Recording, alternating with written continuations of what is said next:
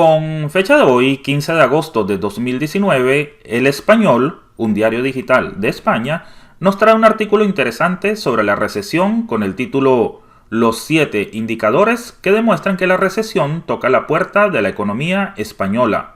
El subtítulo del artículo dice: la fuerte caída de la bolsa, de los precios de la industria y el desplome de la economía europea han confirmado los peores temores. La introducción al artículo dice: la primera quincena del mes ha recibido una avalancha de noticias económicas negativas a nivel global y local que auguran un otoño caliente y un fuerte frenazo en la economía. Guerra comercial, inestabilidad del gobierno italiano, crisis en Argentina e incertidumbre en la formación del gobierno español, el cóctel perfecto para abonar el terreno de una recesión de la que ya pocos dudan. Los 7 indicadores que demuestran que la recesión toca la puerta de la economía española son: 1. Malos datos de empleo.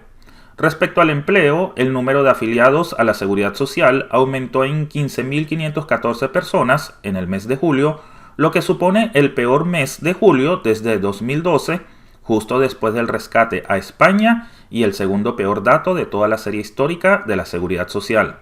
2. La caída de la industria. Las malas señales de la industria son más que evidentes. Este miércoles, el INE publicó que la cifra de negocios de la industria bajó un 5% el pasado junio respecto al mismo mes de 2018, su mayor recorte en 3 años, mientras que las entradas de pedidos del sector se redujeron un 3,3%. 3. La confianza del consumidor. El consumo también muestra síntomas de debilidad. La confianza de los consumidores en la economía descendió en julio y volvió a situarse en terreno negativo ante el empeoramiento de la evaluación de la situación actual y de las expectativas de futuro.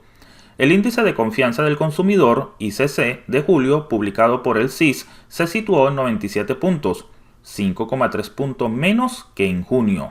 4. La caída de las matriculaciones. Las ventas de vehículos bajaron un 11%, la primera caída en un mes de julio desde 2012. Este mes se matricularon en España 116.686 turismos y todoterrenos. La cifra queda muy lejos de los 131.182 de hace un año, en un mes tradicionalmente positivo para esta industria. 5. El desplome de la venta de viviendas. La vivienda, clave para el desarrollo de la economía española, también se ha desplomado. En términos mensuales, la compraventa de viviendas se redujo en un 13,9%, el peor dato en un mes de junio en los últimos 5 años. Si a eso le sumamos que la caída interanual fue del 9%, tenemos un explosivo cóctel que preocupa a todo el sector. La vivienda es otro de los termómetros de la buena salud de la economía española, por lo que estos datos nos llaman al optimismo. 6. Desplome de la bolsa y de la deuda.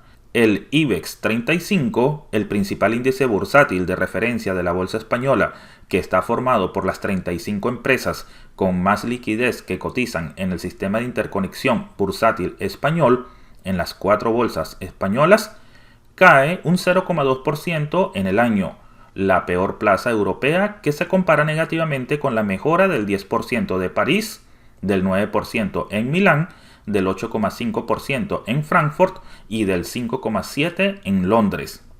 Un desempeño que ha llevado a la mayoría de los grandes del IBEX a cerrar en rojo el acumulado anual, con importantes pérdidas en su cotización y valoración.